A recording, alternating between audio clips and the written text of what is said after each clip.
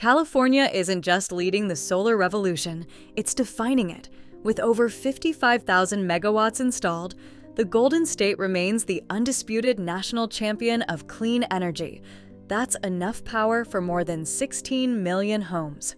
Today, solar provides nearly 37% of California's entire electricity supply. The state is now #1 in energy storage, with nearly 60,000 megawatt-hours of capacity. This growth has fueled a massive workforce of nearly 79,000 solar professionals across 2,200 companies.